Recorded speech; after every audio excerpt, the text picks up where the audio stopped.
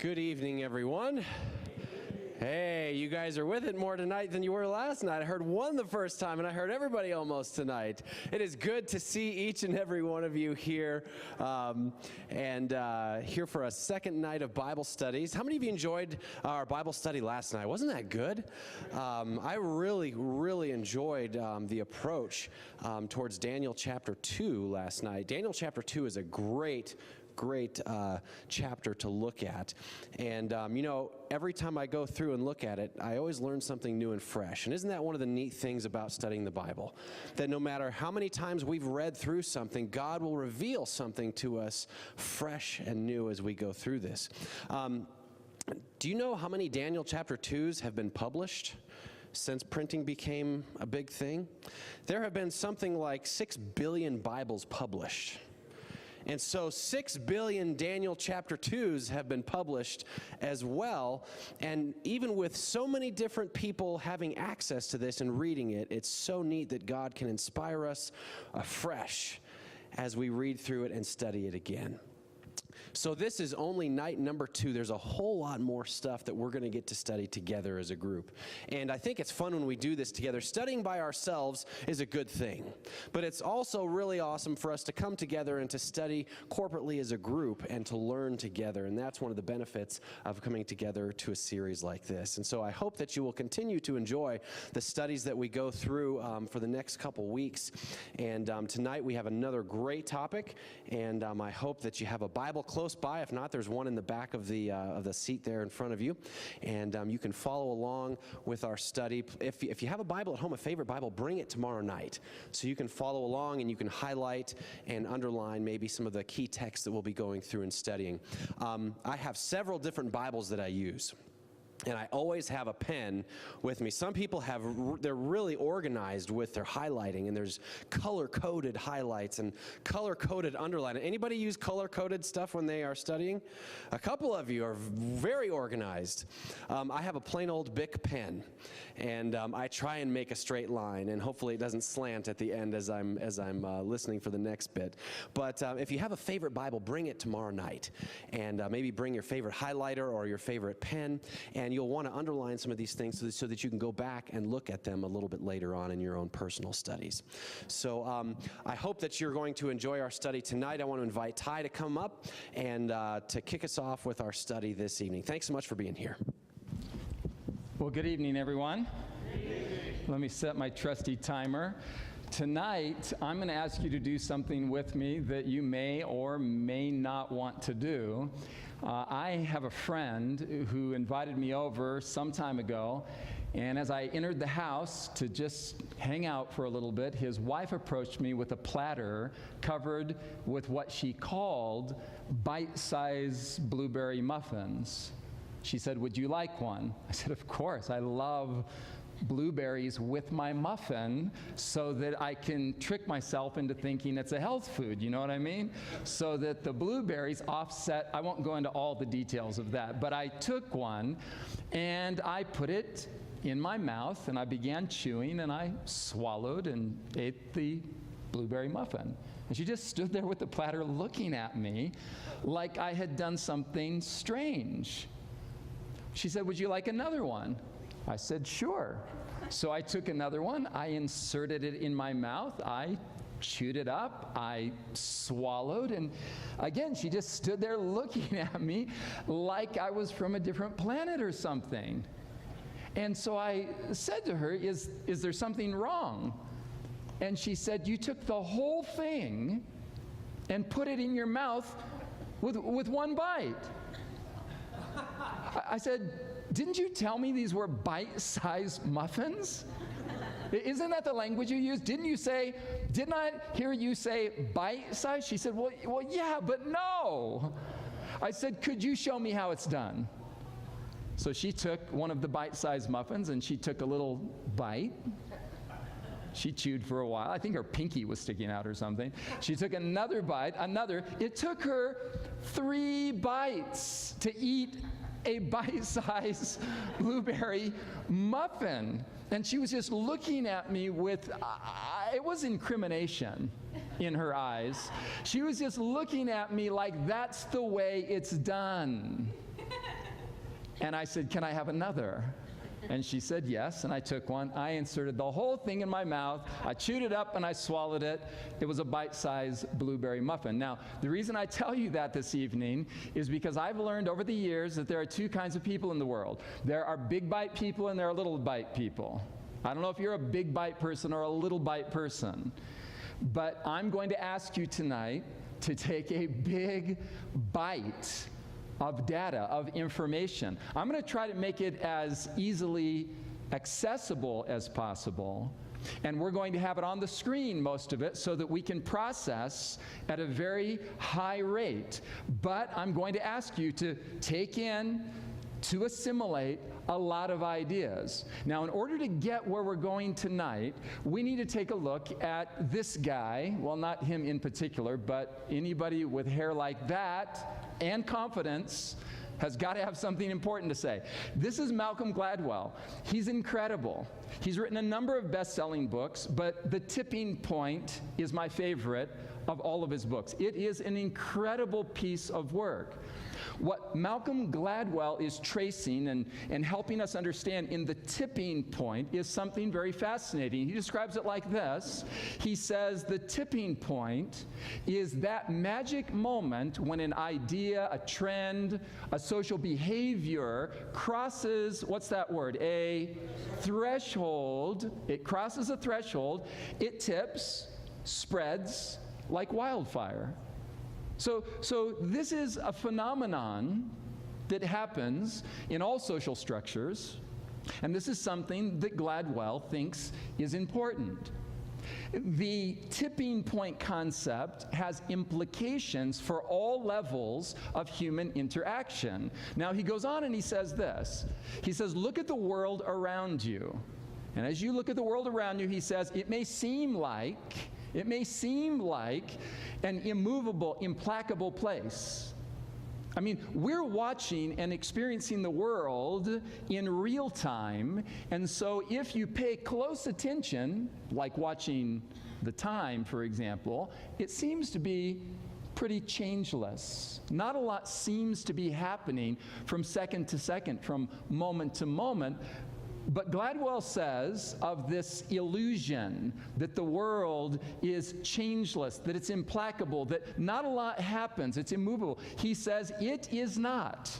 The fact is, with the slightest push, he says, in just the right place, now he's talking contextually here about social trends, markets, economies, politics, military conflict, the slightest push, sometimes in the form of a sentence spoken by one political leader to another, will tip nations to war.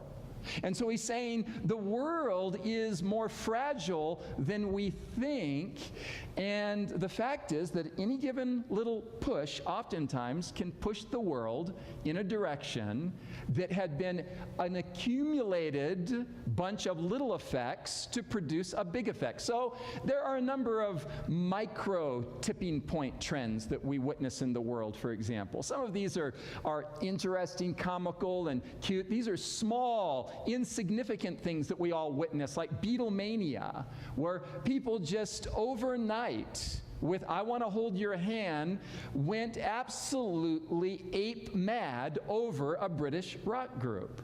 That was a tipping point in human sociology. And then there's fat ties and skinny ties. We've all watched that. If you're over 40, you've watched that trend. You've watched fashion move. There's bell bottoms. Does anybody remember bell bottoms? There's bell bottoms, and then there are skinny jeans. And I just want to pause right here and say, if there are any dudes here who are considering getting some skinny jeans, please see me afterwards, give me an opportunity to talk you out of it, to get to the root of the childhood trauma that's driving you in that direction. Skinny jeans do not look good on dudes, but that's not what we're talking about tonight. Then there's the personal computer with Steve Jobs and his crew. And now we can't imagine the world without smartphones. I mean, it's incredible the technological revolution has put within our hands, the palm of your hand and my hand, there's more processing power for information, just sheer processing power in a smartphone than there was in the entire technological venture that put the first man on the moon. In the palm of your hand for sheer processing power. And then there are macro tipping points that we witness down through history and in society. These are trends that are large in their significance. They impact the world, quality of life. They really do tip the world, and these are major, like the Enlightenment. Whether we spend any time processing what happened back then with those people hundreds of years ago, when they stepped over a line and said, wait a minute, we're not going to be dominated and controlled anymore by popes and kings. We're not going to be told what to think and how to feel. We're going to think and feel for ourselves, and we're going to become literate and begin reading. And the Enlightenment gave to the world a tipping point that produced all kinds of outcomes that you and I are enjoying this very day. Everything from the engineering that produces a building like this, which emerged out of that Enlightenment period when the average Joe or Jolene could, through study and through self-advancement, become an engineer, so that people started building buildings like only the church could build, but on a smaller scale, for their dwellings and for their markets. It used to be that everybody lived in squalor except for popes and kings. But the Enlightenment changed the whole world. It was a major tipping point. And then there was the Industrial Revolution that built railroads across the United States of America, as well as road systems, and we take it for granted. Whether we even spend 5 minutes contemplating the figures, the characters, the personalities that thought at those times with a convergence of ideas that tipped the world in the direction of invention. The Industrial Revolution, we're all benefiting from at this very moment. There's the technological revolution. And we spoke about smartphones and all the other technology that surrounds us. The telecommunications revolution, some people would say, has changed the world more than any other factor in the last 100 years. Why? Because information made available to the masses automatically has the effect of producing a collective corporate increase of quality of life. Those who are in the telecommunications field, these individuals have given a priceless gift to the world in the form of information. My wife says to me nearly every day when I ask questions, ask Google, she knows everything. The fact is that you can literally access all the information in the world that just a mere 50 years ago was only accessible, only available to high-level academic people and scientists and politicians, and now it's at your fingertips and mine. These are major tipping points. There was the social media revolution that some of us are wishing would just go away, because everybody is on Facebook and Twitter and Snapchat and Instagram, and we're not getting a lot of eye contact anymore. But nevertheless, major tipping point. There was the 2008 economic crisis, where by some estimations, think this through, the entire world economy nearly came crashing down around our ears because of the decisions of a mere approximately 50 human beings who pushed the buttons necessary, not necessarily in the moment deliberately, but produced a series of trends economically by the choices they made that nearly brought the whole world to its knees. And then there was the Rwanda genocide. This is an example of a horrific tipping point where suddenly words were spoken between tribal members to other tribal members, and the machetes came out, And you know the story.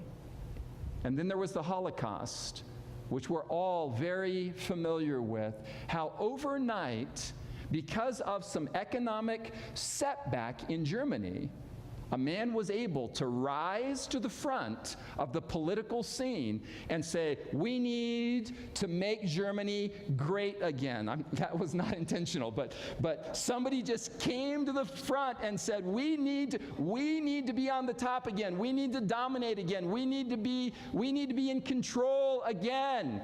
And Hitler was able to rise and to dominate pretty much overnight in the larger scheme of history, a people group and lead them to do horrific, dastardly deeds, which after the war, when they were interviewed, they said, I have no idea why we did those kinds of things. We did it because we were told to do it by those in authority. That was the only answer that could be given. Now, Matthew 24 is a chapter in the Bible that is of extraordinary significance. Now, if you're not familiar much with the Bible, that's fine. I'm not even concerned right now with whether or not you take it seriously, because in fact, I'm a person who for many years did not take the Bible seriously. I had it on the level of literature in my mind. It was categorized, it was like with Shakespeare and the Greek myths and Dickens and even Jane Austen. I thought the Bible's in that category, all right? It's literature. But I'm going to show you some things this evening and over this week and into the weekend that I believe will absolutely blow your mind, as these things blew the mind of this agnostic/atheist that stands before you here tonight. The fact is that there are extraordinary things brought to view, as we learned last night. Now, you were here last night, and I could see in your eyes that you were experiencing a number of aha moments, and there was a general look of, wow, on your faces. Is that really there in the Bible? Sure enough, it is. We saw last night that the Bible foretold 2,500 years of human history in advance.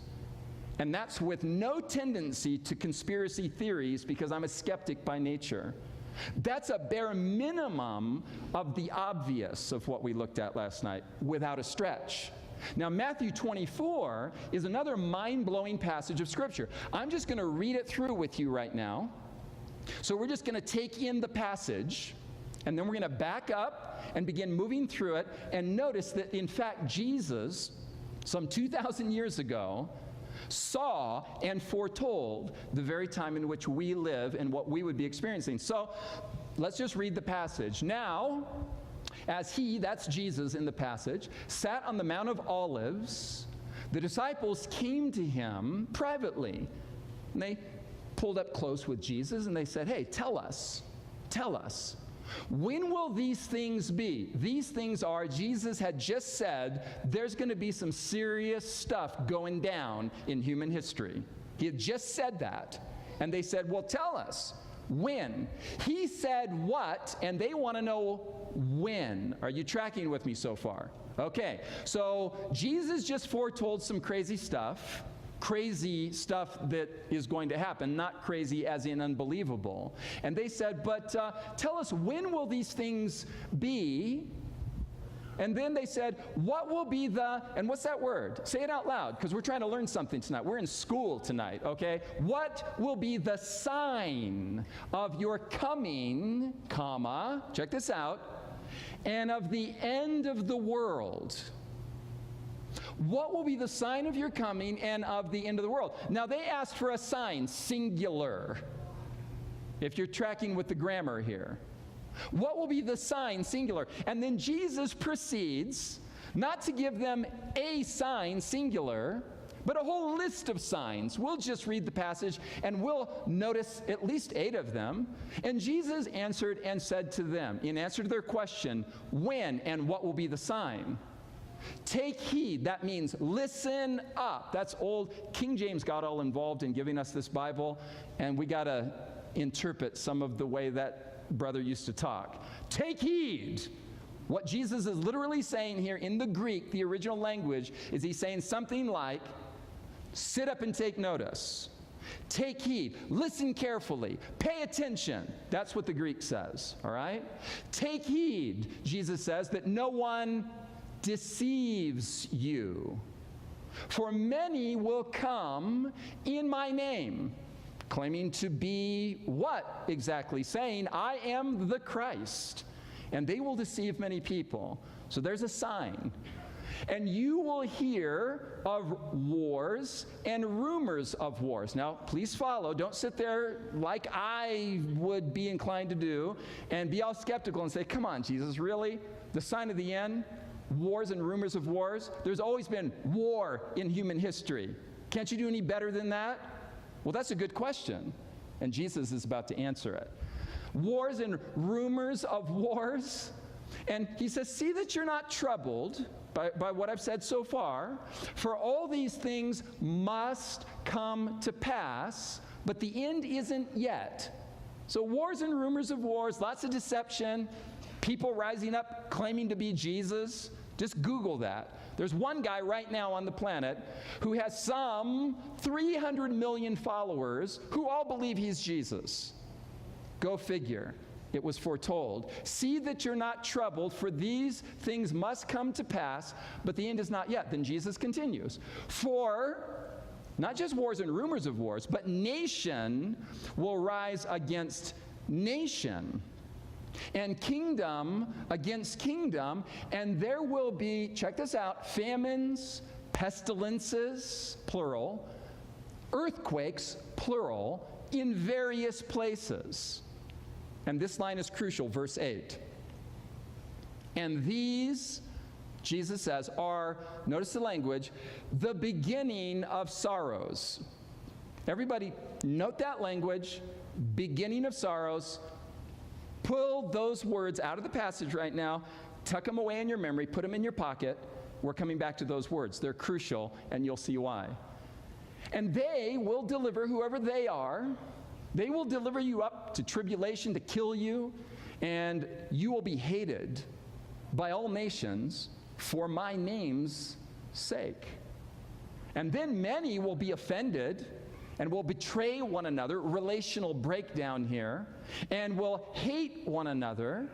There will be many false prophets who will rise up and deceive many. False prophets are false teachers. In other words, there will be a proliferation of religions and philosophies. Last count, something like 2,000 different truth claims. I've got the truth. I've got the truth. Listen to me. I'll tell you the real deal. There's going to be a lot of that going on. A lot of confusion. How are you going to sort it all through? And because, notice this language, because lawlessness will, say that word out loud, abound. We're coming back to that word.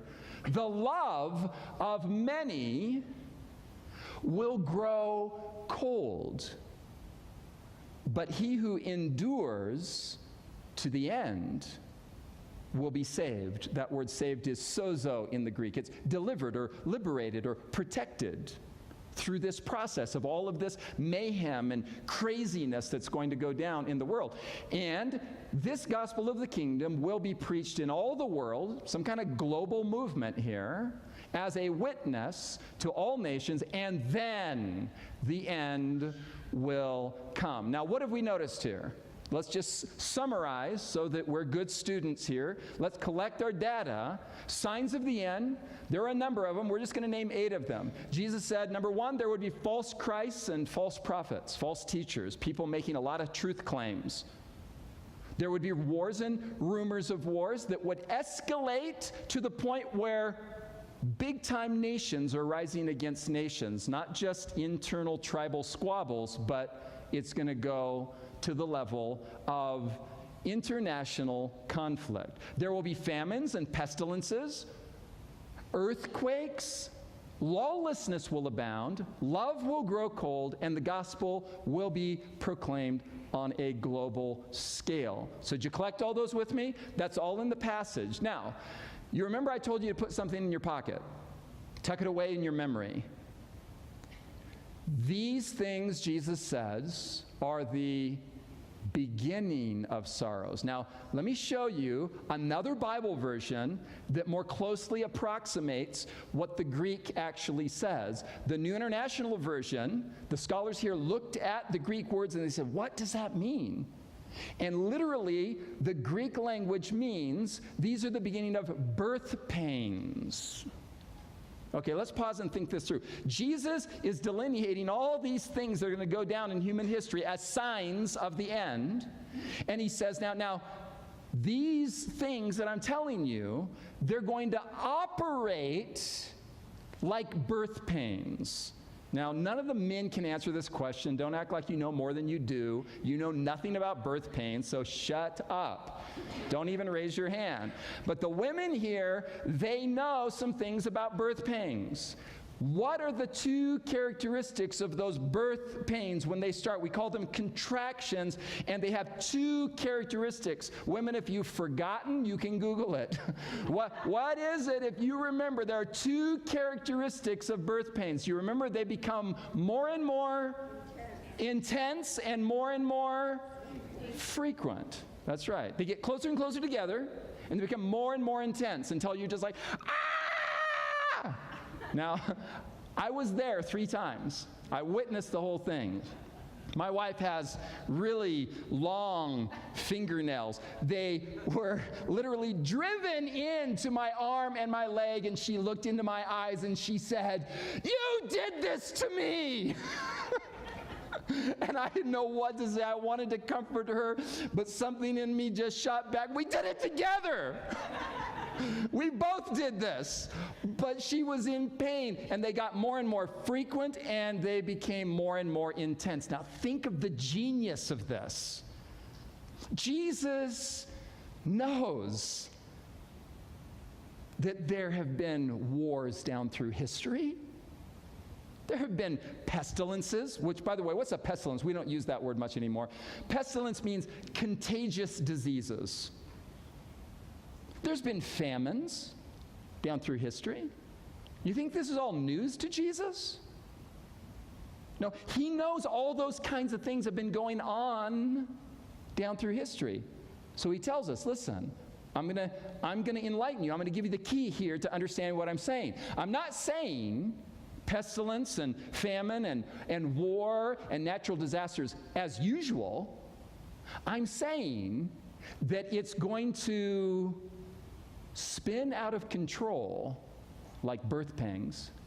It's going to become more and more, these kinds of things are going to become more and more frequent and more intense. So what are we watching for, according to Jesus? Are we watching for just run-of-the-mill terrible events? No, what we're watching for is what we might call the law of exponentiality. This is what is called by Gladwell the tipping point. Now, what is the law of exponentiality? In math and in economics, we know what it means when we speak, for example, of compound interest. We all know what that means. If you have a credit card, you know that they got you in with an offer of 2% or 4% or whatever it is. And the next thing you know, you notice that it's up to 12%, 16%. 18% interest, and you realize that this is adding up faster than you can keep up. Isn't that how it works? This is the law of exponentiality. It's when numbers escalate at an increasingly rapid speed and they multiply. This is the law of exponentiality. For example, consider what some physicists have told us regarding the law of exponentiality, and you can just do the math yourself if you have a calculator. But if you ask the question, how many times, and this is hypothetical because you can't actually physically do this, but you can do this as a mathematical experiment. How many times would you have to fold a piece of paper for it to become thick enough to reach the moon? Well, you could do it literally in less than an hour. It would take only 42 folds. Why? Because 1 becomes 2, but then 2 doesn't become 3. 2 becomes 4 in exponential math. And 4 doesn't become 5. 6, 7, 8, 9, 10, 11, 12. That would take forever. This isn't stacking single sheets of paper. This is 2 becomes 4, 4 becomes 8, 8 becomes 16, 16 becomes 32, 32 becomes 64. Are you tracking? This is so that in a mere 15 folds, you've surpassed the highest mountain on earth. In 42 folds, you've reached the moon in distance in less than the space of an hour. That's the law of exponentiality. What about Fenway Park Stadium, where the Boston Red Sox play? It's a massive stadium. Now, hypothetically, just imagine if somebody handcuffed you at the very highest seat in the bleachers. And then you watched as somebody came with an eyedropper and put 1 drop of water on home base. You think, there's no danger here.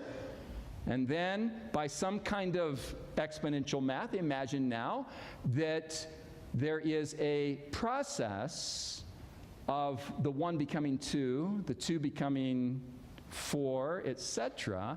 How long will it take for you, if Fenway Park hypothetically is watertight, to be submerged underwater? You had better get out of that handcuff in 49 minutes. You will be completely submerged underwater if you don't escape in a mere 49 minutes. But in just half that time, you feel pretty safe. Because at the point of 44 minutes, follow this, the water hasn't even filled half the stadium yet. It's just right at about half. And all it takes is 1 more doubling, and you're underwater. So in the last 5 minutes, you think you've got all the time in the world. I'm going to repeat that. In the last 5 minutes, you're under the illusion that you have all the time in the world. So then there's this guy, Dr. Richard Swenson, who understands the law of exponentiality and the tipping point concept, but he understands it with regards to social trends, political trends, etc. In his book, Hurling Toward Oblivion, if you can't read that, the cover is designed on purpose by the designers for oblivion to be all kind of squiggly and weird looking. Hurling Toward Oblivion, Dr. Swenson says this. Now follow this carefully. He says, he's just observing the world. And he's looking and he's comparing social trends, political trends, economic trends, and he says the world is spinning out of control and approaching what he's calling here the threshold of lethality, the threshold of death, a point where life as we know it can no longer continue on planet Earth. He continues, irreversible trends, principles, and forces currently at work in the world system. That's his shorthand for economics, politics, just sociology, psychology, everything. Technology. Irreversible trends, principles, and forces currently at work in the world system are inevitably propelling us toward a cataclysmic outcome. This is not just the tipping point. This is what's being described here, the threshold of lethality. This is where he is suggesting that the sheer motion and momentum of the world's trends are taking us to a place where even at some point, even if we wanted to turn around, you just can't. Like me in San Pedro, California, where I grew up in Los Angeles, jumping on my new skateboard and going to the highest hill because I had seen it in a magazine, and getting on the skateboard and letting gravity have its way with me. And as I'm picking up speed and I'm going 10 miles an hour, and then I'm going 15 miles an hour, and then I'm going 20 miles an hour, and I'm just feeling the wind through my long blonde surfer hair. It was incredible, by the way, that hair of mine. And as I'm going down the hill, the next thing I know, I'm going 30 miles an hour, I'm going 40 miles an hour, and now I'm not having fun anymore. I'm thinking, stop, stop, stop. I got to get off this thing. But what's the truth of the matter now? I can't get off, and I have no choice but to take the risk to see if I can ride this out to wherever the trajectory is taking me, which just happens to be an intersection with cars at the bottom. And so I dive off the board to a very, very, very, very, very, very, very abrupt stop behind a car with its tires. Why did I tell you all that? I forgot. Okay, the point is this. There's a point at which momentum can't be reversed. Are you following me? That's what Dr. Swenson is trying to tell us. So what are some of these things that we got going on in the world that Jesus said would exponentially just go off the charts? Well, famines is one of them he mentioned, right? Do you realize what's going on right now in the world in which we live? It's out of control with regards to famine. Those who deal with these issues, quite honestly, don't know what to do to stop it, because just today, for example, just today, and I checked this, I have it in my phone because I follow World Clock, which tracks everything happening on the earth by day, by week, by month, by year. You can just watch the numbers. You can watch the population increase. You can watch deaths by every cause. You can watch everything's going by the numbers. They're just changing live.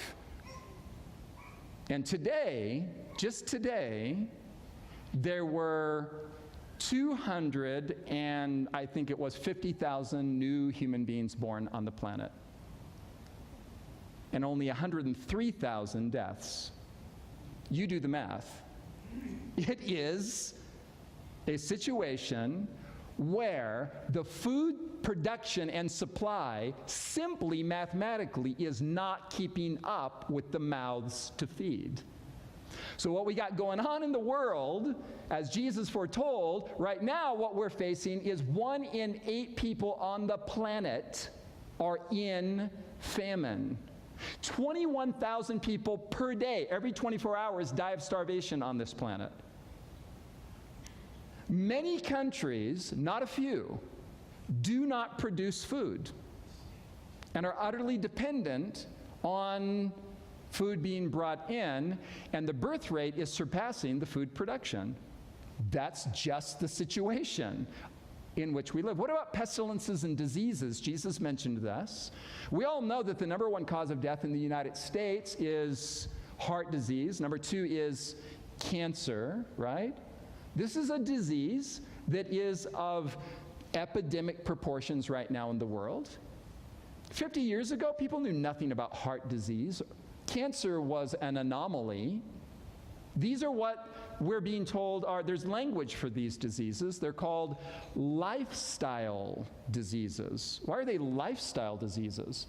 Because heart disease and cancer, as well as osteoporosis and strokes and a number of other, these are lifestyle diseases in what sense? Well, these are self-imposed diseases in many cases. Now, that's not to discount the fact that there are genetics involved. That's why when you go to the doctor, your doctor will ask you first and foremost, hey, I need a family history, because we're all genetically dysfunctional and messed up. So there are genetic markers. But the fact is that right now, in 5 years from right now, fully 50% of American children that haven't reached their teenage years will have diabetes. That's the trajectory, that's the trend that we're on. And this is lifestyle related, but we're not even talking about that. That's out of control, for certain. But there's the Zika virus that we're facing that has the highest level intellects on the planet running scared. They don't know what to do or how to stop it. There's Ebola, there's AIDS, which we've been talking about for at least 20 years. There's the West Nile virus that is beyond our comprehension, and we don't know what to do about it. And then we have this other phenomenon that's occurring where we're getting stronger and stronger flu strains that no antibiotic can deal with. And so what we have taking place, for example, just check out, these are just a couple examples most recently that I just pulled today, okay? September, that's this month. Are we in September still? This month, in London, an outbreak of super gonorrhea in the UK is so out of control that all efforts to stop it have been completely unsuccessful. And in May of this year, in the United States of America, again, the first ever case that we know of what is called a superbug. I'll tell you what that is in just a moment. And in this particular case, it was a rare form of E. coli that cannot be killed by any antibiotic known to human beings. And it was found in a 49-year-old Pennsylvania woman at an airport. These superbugs are bugs that have become resistant, like cockroaches in Texas, that just bathe in that poison that the bug killer dude comes around and sprays your house, and the cockroaches are like, bring it on. They grew up in that stuff. It doesn't kill them anymore. And that's what's happening with pestilences. Our drugs don't work anymore to deal with some of these super bugs that we're just going to have to ride it out like that skateboard down that hill in San Pedro, because there's no turning back. These are super bugs. What about earthquakes? Come on, people. Just do a little bit of research and it will blow your mind what's going on planet Earth with regards to earthquakes. Just the physical terra firma under our feet. Beneath the surface, it is going in a direction that scientists don't know what to do about it. It's estimated that there are several million earthquakes every year, several million. Most of them happen in places around the world that we don't know they're happening, but they're being measured from time to time, and the math is being done. But check this out. We actually know, we measure 50 earthquakes a day on planet Earth, where there are population bases. That's 20,000 earthquakes annually taking place on planet Earth. Let's not forget how deadly earthquakes can be. December 26th, 2004, you can probably remember where you were, on some treadmill watching the news or something, or sipping tea at a cafe, and boom, the news was full of it. A tsunami, which was caused by a massive earthquake at the ocean floor, an earthquake so massive that in a matter of a day, it killed 300,000 people. Jesus said, watch for that kind of thing. Not just a tremor here and there, not earthquakes as usual, but Jesus said, watch for this thing to be like more and more frequent and more intense, like birth pains. What about natural disasters just in general beyond earthquakes? This is astounding. This is a prophecy not by Jesus, but tucked away back in the Old Testament by the prophet Isaiah. Isaiah prophesied and said, watch this, the earth mourns, very poetic, there's a lot of metaphors here, but you'll get what's being said here. The earth mourns and fades away, the world languishes and fades away, the haughty people, proud, arrogant people of the earth languish. What's going on here? The earth is also defiled under its inhabitants. What does that mean? That the practices of human beings are impacting the earth itself. Why? Because they have transgressed the laws, not arbitrary laws, but the laws of nature. They have changed the ordinance. This is a direct reference to the writings of Moses for Isaiah, where Moses gave farming practices, ordinances for farming that would be what we call sustainable farming practices, so that you would have highest yield and most luscious fruit and biggest produce if you follow these certain, if you treat the land right, the land will treat you right. And that's what Isaiah is referring to. He's saying that the earth is defiled under the weight of human transgression of the laws of nature, and they've changed the ordinance. And notice this language: they have broken the everlasting covenant, which is biblical speak for they have broken the reciprocal law of love. They have broken the law of giving and receiving. They're raping the earth and their relationships with selfishness without giving anything back. They're taking and taking without replenishing. That's what it means to violate, to break the everlasting covenant of other-centered, self-giving, replenishing love. I'll say more about that in a moment. Therefore, now watch where Isaiah goes. He says, therefore, the curse has devoured the earth, and those who dwell in it are desolate. This is talking about the breakdown of the very system of the world. And then Isaiah says this. This is going to blow your mind. When it shall be thus in the midst of the land among the people. Oh, wait a minute. He was prophesying. He was describing what would happen in the future. Now he says, after describing it, when it shall be thus in the midst of the land among the people, it shall be, the world will be, it will be like the shaking of an olive tree, like the gleaning of grapes when the vintage is done. Again, this is highly symbolic language. It's metaphor. Essentially what the prophet is saying is that when you see human beings living in such a way as to literally begin to break down the earth and to violate principles of sustainability, when people begin to live like that and the system begins to break down, it's going to be harvest time. Like an olive tree, like grapes that can now be picked. What's the idea here? The world's over. This is the big, colossal harvest of the earth that the Bible talks about later in the book of Revelation, chapter 14. This is Isaiah saying, when people begin to live like that, you can know that it's the end. Right now, these are the facts: 150 to 200 species of plants, insects, birds, and mammals become extinct every 24 hours on this planet. Today, it will happen. I just got the news from a friend of mine who's from Africa. He said he just came to visit from South Africa. He had tears in his eyes. He said, "Man, we just got the news. They've done the count. It's not going to be another year, maybe 2 years max, and there will not be a rhinoceros on the planet." Just one species after another. As many as 200 per day, gone, forever gone.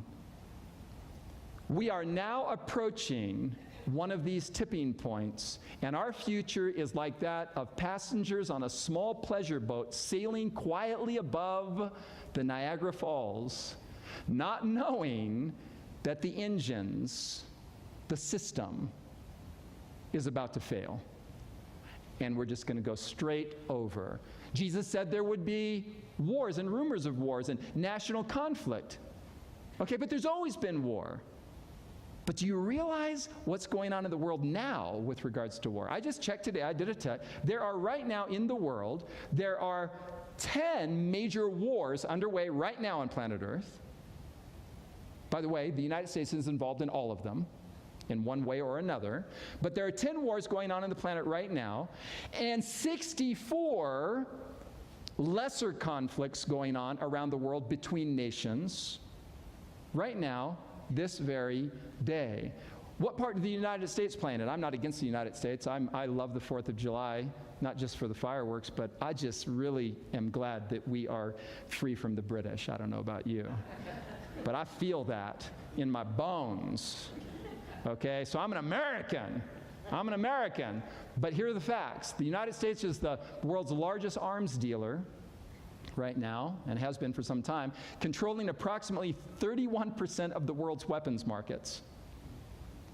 The U.S. supplies 94 other nations with their military weapons. So the 10 wars that are going on right now in the world and the 64 lesser wars that are going on right now, they're not using slingshots and spears. They're not using revolvers. The United States is behind the scenes supplying the weapons for all of those conflicts that are going on.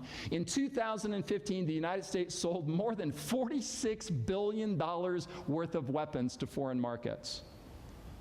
It is, without even a close second, the biggest business on earth. Most nations of the world have military bases in their own countries. That makes sense, right? There are a few nations that have military bases in other countries, just a few. For example, Great Britain has 16 military bases outside of Great Britain. France has 15 military bases outside of France. Russia has 9 military bases outside of Russia. The United States has over 600 foreign military bases. 600. The United States of America is, without question, the largest, most powerful, most wealthy financial war machine in the history of mankind. Now, Jesus said, what? Do you remember? There will be wars and rumors of wars. And then what did he say? Don't be concerned because it's going to get worse. Nation will rise against nation. And then what did he say? Just war as usual? He said, no, no, no. This is going to be like a woman with birth pains. And we identified the 2 characteristics of birth pains. And what are they? Women, men, you're not allowed to speak. What are the 2 characteristics of birth pains? They become more and more intense and more frequent. And that's what we see taking place with war. The military-industrial complex, as it has been termed, of American imperialism is not the last best hope of the world. I'm here to tell you tonight that there's a whole different set of principles that are sustainable that we can look to. But let's look at this one final sign. This is going to blow your mind. You remember what Jesus said regarding moral collapse? That's one of the signs of the time. You remember what he said? He said that lawlessness would do what? It would, I told you to hold on to that word, didn't I? Abound. That lawlessness would abound, and simultaneously what would happen? Love of many would grow cold, but whoever endures to the end will be saved. What about that word abound? Abound. It is a Greek word that refers to the very concept that we began with, the law of exponentiality, or as Malcolm Gladwell called it, the tipping point. Compound interest paid, not only financially and economically, but compound interest paid militarily, politically, socially, psychologically. The fact is that Jesus told us that lawlessness would abound, by which he meant it will exponentially surge off the charts, and the world is going to become a place that you can't even imagine. Now, I got this years ago, and it's a little funny, but not, but it makes the point in short form. In 1940, the top 7 problems in schools in the United States of America were talking out of turn, chewing gum in class, making noise in class, running in the hallways, shame on you, cutting in line, dress code infractions. What's a dress code? I've never heard of that. And littering. These were the top 7. In 2016, the same school system tells us that the problems, top 7 problems in their order, are illegal drug abuse, alcohol abuse, gang warfare, pregnancy, suicide, rape, and assault. Boy, things have changed like birth pains. It's getting worse and more worse. It's getting bad and badder, and it's going to become baddest. Don't look all that up. None of those are words except for bad. Jesus foretold in this passage that the world will be overtaken by a pandemic of self-centeredness. That's essentially what he's saying. Lawlessness will abound. People will become almost universally narcissistic. The world will become increasingly more and more egocentric.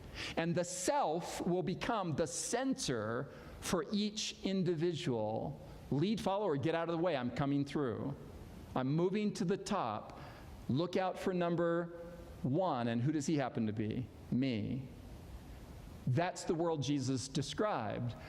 But know this, the Apostle Paul commented, following in Jesus' own words and Jesus' prophecy.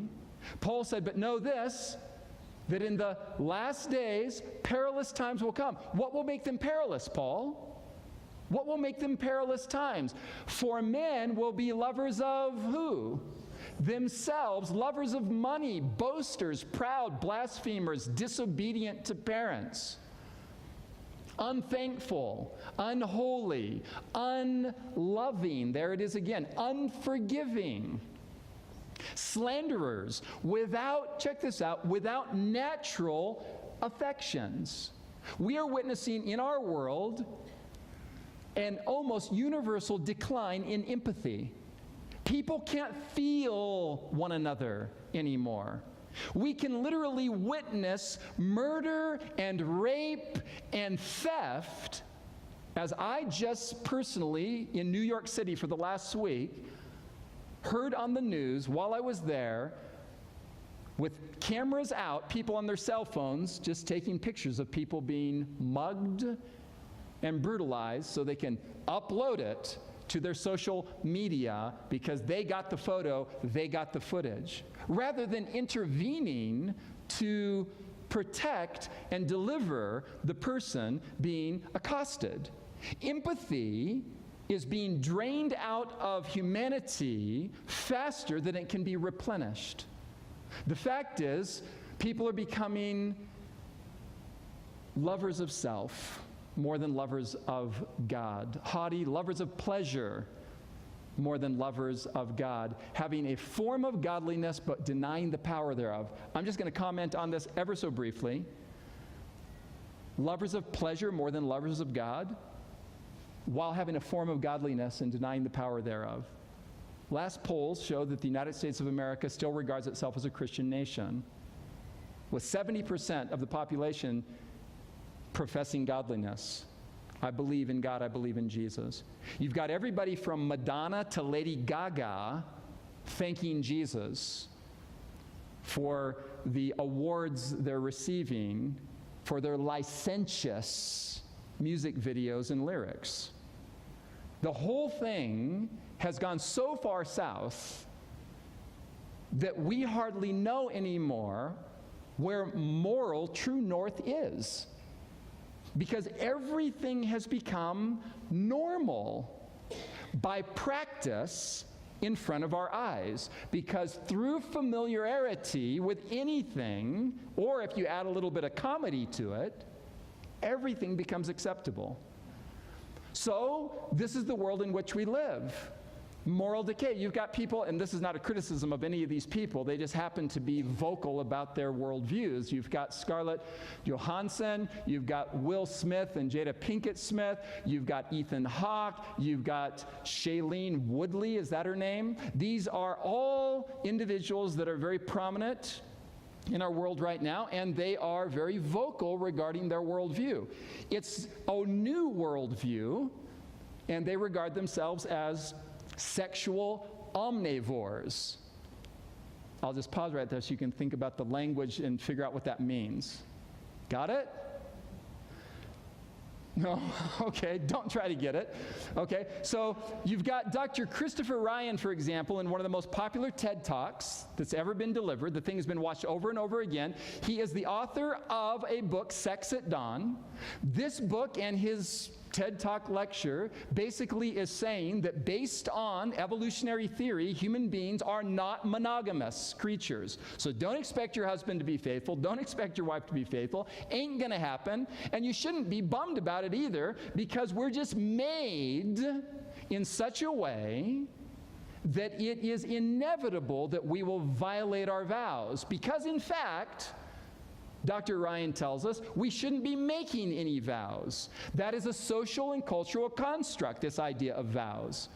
Vows, what are those? Don't promise to be faithful to somebody. There's no reason to be faithful. You're an animal. You're an evolving animal, so just follow your instincts and do whatever it is that your body dictates. That's the new light. And we're faced with what is being called the tender revolution. The tender revolution, in an article in Vanity Fair, September 2015, the article was titled, "Tinder and the Dawn of the Dating Apocalypse." Now, follow this very carefully. This is all very, very current. This is very now. Now, I don't know if anybody in this room knows what Tinder is. I would think it'd be great if you were just blissfully ignorant of what Tinder is. But it's so innocent. It's just an app on your phone. That's all it is. And you just click on the app, and you set a radius. You can set a radius of a block, the building you happen to be in, with a bunch of people in a restaurant or a bar or a club. You can set the radius for 2 blocks. You can set the parameter for a mile, a neighborhood, a city, a country, and then once you've set your radius, you click and you just start looking at faces. And if you go left, you're saying, not interested. If you swipe right, interesting. I'm interested. If that person swipes right, you hook up. Now, what this means, according to the Vanity Fair article, and this is just astounding, the Tinder revolution, these are secular journalists who have no religious interest whatsoever, and they just went into New York clubs, and they snapped photos, and this is what they saw. These are people, young people in their 20s and 30s, who are all on their phones. And the journalists are going around saying, what are you doing? You're in a group, but everybody's on their phone.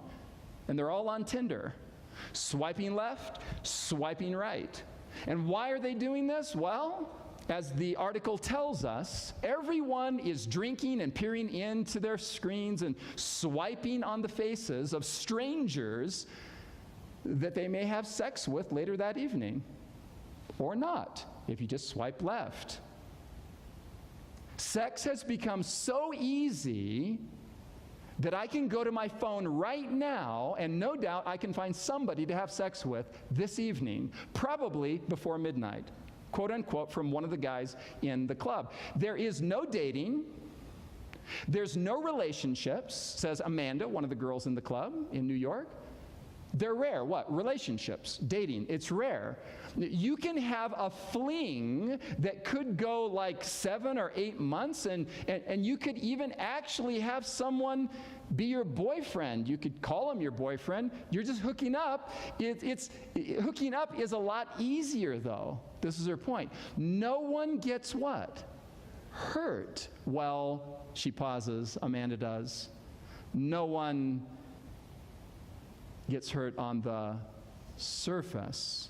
So there's a truth that she knows in her intuition that this hooking up thing is easier than dating because you don't have the hassle of a relationship with someone. But you have the benefit of the physical relationship, the sex, and then you can just walk away. And you're not supposed to get hurt, but you do. Another article in the New York Magazine, October 18, 2015, called it the hookup culture, and it is almost universal now throughout Western nations. And what is hookup culture? Hookup culture is meaningless sex with strangers, by definition in the article. The script goes something like this. It's a ritual. First you have sex and then you date. The whole thing's been flipped around. Or more likely, you just continue to hook up with him or her or someone else or someone else. What's being described here is the idea, check this out, Jesus saw this. Jesus foretold this. What's being described here is a world in which people are having sex without love.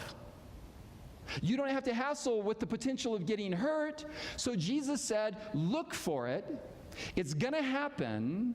Love, and Paul said natural affection is going to grow cold. as lawlessness abounds. The article goes on to describe a situation in which some young people on college campuses are starting to notice what this leads to, and this is astounding. At an all-time high on university campuses in America right now, a whole bunch of young adults are opting out of sex and becoming voluntary virgins. Why? Because they're getting hurt because something in them is wired for love as a full-orbed relationship that includes faithfulness. And they know in their experience that sex without love isn't love at all.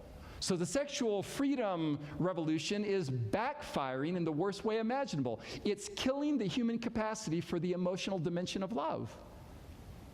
One person after another in those journalists' articles are saying it's impossible to have a relationship anymore because it's all short-term hookups, which brings us to the final sign. Jesus said all that's going to happen. Exponentially, it's going to go out of control like a woman with birth pains. The tipping point's going to come. What did Dr. Swenson call it? The threshold of lethality. The point of no return. Jesus said it's all going that way, and then he said there's a final sign. And because lawlessness will abound, the love of many will grow cold. But here's the part that we didn't emphasize. But, that's a grammatical qualification. But he who endures to the end will be saved. Now the grammar here is very specific. Please notice what Jesus is saying. Lawlessness is going to abound exponentially. Love is going to grow cold, but there will be people who will endure in what? Contextually, grammatically. They will endure in love. There will be people who will, while the world is ceasing to love and becoming more and more jaded and hard and self-centered, there will be people who will endure in love. They will continue to love. They will grow in the capacity of their sensitive human nature in the image of God. There will be people who will navigate this crazy world in such a way that they will continue to be human and resist the trend to become animals. That's what Jesus is telling us. And then the final sign, and this gospel grammatically is what here? The gospel of enduring love. The good news that you don't have to go with the system down in flames. The good news of a love that is sustainable by the grace of God. This gospel of enduring love, this gospel of the kingdom of Jesus will be preached on a global scale, Jesus says. And it will be a witness to the world. The world will see a contrast. A witness is a testimony. It's not a lot of talking, although we do talking. You came here tonight, we're doing a lot of talking, or at least I am. There's a place for that in order to educate us and to help us grasp what's going on in the world and in ourselves. There's a place for preaching, but it's not just preaching. It's a witness, it's a testimony, it's a way of life. People are going to look on and they're going to see the world and the way it is spinning out of control and how the world is being drained of empathy and natural affection and love, wars and rumors of wars. The whole thing is going crazy, and the world will see by contrast people, a unique spectacle. There will be some people who will keep on loving others. There will be some people who will maintain the dignity and nobility of our God-given humanity. There will be those who will keep on loving straight through to the end, and it will be a testimony that will attract people who are tired of the system of consumption, the system of materialism, the system of draining, jaded lovelessness. And there will be people who will be drawn because, in fact, according to the gospel, according to the good news, Love is the only eternally exponential and sustainable reality going. And only those who, by God's grace, give themselves over to the love of God in Christ, only those people will navigate through the world, straight through, and emerge on the other side of the nightmare with their hearts and their lives intact by the love of God in Christ. Thanks for your time this evening. Jamie?